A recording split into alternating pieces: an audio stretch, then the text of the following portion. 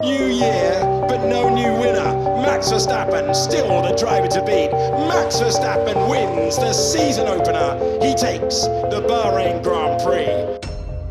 Oh great, we all thought. We're in for another 12 months of this now. Someone hide my shotgun, it's too much of a temptation. After 2023 became the most dominant showing by a team and driver in Formula 1 history, many looked at this season to be the one where someone might finally take the fight to Red Bull and Max Verstappen. McLaren had made a miraculous turnaround in just half a season, finally building a gap between the quality of their car and the quality of their merch.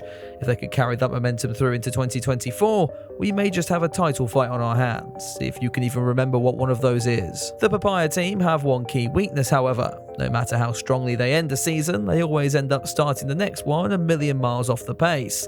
That leaves them on the back foot throughout most of the year, and once the car is finally in a position to challenge, Max has one hand on the championship trophy. There are many reasons as to why this keeps happening, perhaps forcing the development late on in the season limits the progress of the following year's car, or perhaps the McLaren designers twiddle their thumbs and play Raid Shadow Legends on their phone over the winter.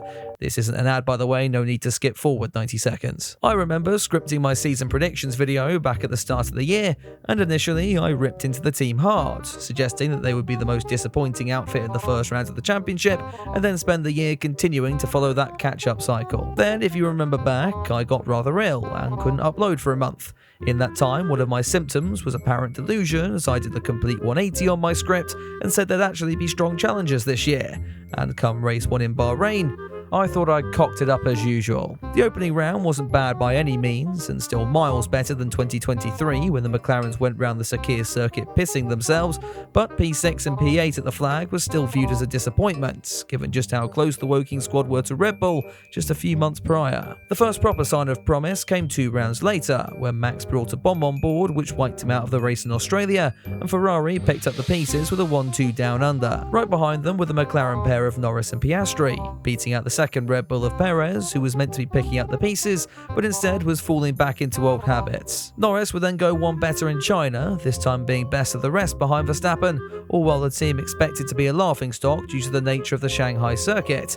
We won't mention Piastri here, as he became the silent victim to the Canadian son of Hamas at Aston Martin. That brings us to Miami then, another track with lots of low-speed corners, which the McLarens look forward to about as much as one looked forward to a circumcision. The light at the end of the tunnel lied with Lando's car, however, the team able to get one set of their Imola upgrades ready ahead of schedule, and while Zach Brown was referring to this as an almost B-spec car, he was still cautious of expectations, reckoning the team would need to double their advantage if they wanted to come anywhere close to Verstappen and Red Bull. But as the cars began to hit the track, Norris and Piastri performed better than expected, particularly evident in Friday's sprint qualifying, where Norris looked the class of the field on the medium tyre. When the field was forced onto softs for the top 10 shootout, however, the Britain's rear end decided to join half the country and just go on strike. Granted, everyone was struggling, but McLaren's advantage disappeared in the space of 10 minutes, having to settle for 6th and 9th on the grid, a particularly precarious situation when we remember that Lance Stroll was 7th. Sure enough, Norris found himself a victim of the Canadian down at turn 1, and while yes, I know it probably wasn't all Stroll's fault, it's not like I can offend anyone by saying it was. With no idea over how the almost B-spec McLaren would fare in the race, we turn to Grand Prix qualifying, which saw the McLarens do slightly better than the day before and line up 5th and 6th, much further away from Stroll in 11th. Piastri ended up making the better start, capitalising from Perez, nearly ending his career in Verstappen's diffuser, to move up into 3rd, and at this point the McLaren's pace really began to surprise people. First, the Aussie got past Sainz for 2nd. Next thing we know, the 81 car's pace is ringing alarm bells at Red Bull, who asked Verstappen to try a tiny bit harder just to sustain the gap. This potentially played a role in the Dutchman's mistake on lap 21, that murdered Bollard, causing a pretty inconsequential VSC for the leaders,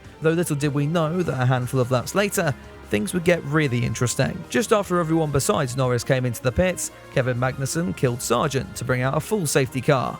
It was of course this safety car that allowed Norris to jump the Red Bull and take his maiden win.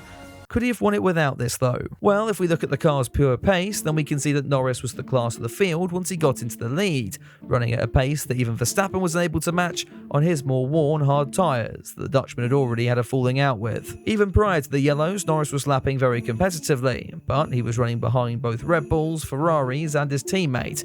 Given it was impossible to be overtaken around Miami unless your name is Daniel Ricciardo, there's no way Lando would have been able to fight his way through to victory. On top of that, Red Bull have since claimed that upon inspection of Verstappen's car, they found evidence of floor damage from the bollard earlier in the race. While this would explain Max's struggles late on, the Dutchman strangely decided to refute the excuse, claiming that Lando would have been quicker regardless. Now, whether he's being nice here or not, the promising fact is that we likely still haven't seen the true pace of the Papaya upgrades in 2024 just yet. As I said before, the Miami circuit wasn't best suited to their car, which prefers the high-speed corners and Donald Trump, apparently. We'll see a slightly better representation of that pace come Imola, and so, with that, I pose the question in this video's title: have we finally got a title battle on our hands? Well, the short and frankly boring answer, which you've probably already spammed into the comments, is it's way too early to tell. There's also a 53-point gap between Verstappen and Norris in the standings, and the RB20, which seems to be quick no matter where you put it, will likely still prevail over the much more picky McLaren. But if we revisit that cycle of pain I mentioned right at the start of this video, the team's resurgence has finally come at a point early enough in the season to make a significant difference. In Norris and Piastri, you have arguably one of the strongest pairings on the grid, and if they can keep going from strength to strength in 2024, there's a real chance they could start to catch up to the dominant Dutchman in P1. And even if they don't, if Checo decides he wants to be mid again from round 7 onwards, the more consistent McLarens could pose a more serious threat to the constructors' table. Really, we'll have to wait and see until the covers come off in Imola, and even then we won't get a proper picture until likely mid-season. But you know what? I've got a good feeling now about this year. I had a good feeling about Daniel Ricciardo a few years ago, but hear me out. That Verstappen domination we predicted after Bahrain might not quite be as dominant as we all thought. I appreciate that I'm jumping the gun incredibly early on this one, but I'm curious to know your thoughts on this down in the comments below. Could we have a title battle on our hands in 2024? And could it be McLaren that are finally able to challenge at the front after so many years of false dawns? If you enjoyed the video, be sure to drop it a like and get subscribed for more in the future. And a big thank you to all my patrons and channel members as well for all of your continued support. If you'd like to get involved in that and get some of my videos early, then you can head down to the links in the description down below. Now, I'll be back very soon with another video, but until then, have a good one.